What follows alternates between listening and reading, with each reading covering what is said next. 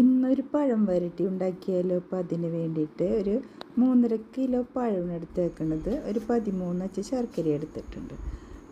പഴം ആവിയിൽ വെച്ച് പുഴുങ്ങാം. എന്നിട്ട് അതിൻ്റെ ഞാരും കറുത്തതൊക്കെ കളഞ്ഞിട്ട് മിക്സിയിലിട്ട് അടിക്കണം കേട്ടോ നന്നായിട്ട്. അപ്പോൾ അതിന് വേണ്ടിയിട്ട് ശർക്കര ഉരുക്കിയ ശർക്കര നീരി തന്നെ മിക്സിയിലിട്ട് അടിച്ചെടുക്കാം. അപ്പോൾ നന്നായിട്ട് അരിഞ്ഞ് കിട്ടിക്കോളും. ചൂടാറിയ ശേഷം ചെയ്യാൻ പാടുള്ളൂ കേട്ടോ.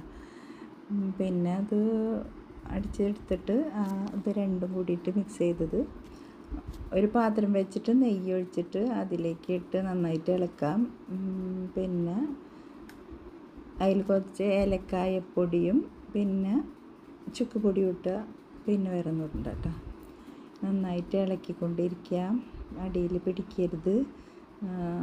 ഇളക്കി കയ്യിൽ ഒട്ടാത്തൊരു പാകമാകുന്നവരെ ഇളക്കിക്കൊണ്ടിരിക്കണം. ആവശ്യത്തിന് നെയ്യും ഒഴിക്കണം. ഇടയ്ക്ക് ഇങ്ങനെ നെയ്യ് ഒഴിച്ച് കൊടുത്താലേ പിന്നെ അടി പിടിക്കാതെ നന്നായിട്ട് നോക്കണം. എന്നിട്ട് കയ്യിൽ ഒട്ടിപ്പിടിക്കാത്തൊരു പരുവമാകുന്നത് വരെ അത് ചെയ്യുക.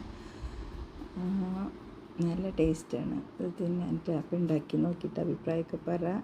നമുക്ക് വല്ല കുട്ടികൾക്കും കൊടുക്കാം, നമുക്കും കഴിക്കാം. പിന്നെ അധികം കിട്ടുമ്പോൾ ഈ പഴങ്ങളൊക്കെ പാഴാക്കി കളയാതെ ഇങ്ങനെ സൂക്ഷിച്ച് വെച്ചാൽ ഇല്ലാത്തപ്പോഴൊക്കെ എടുക്കാമല്ലോ.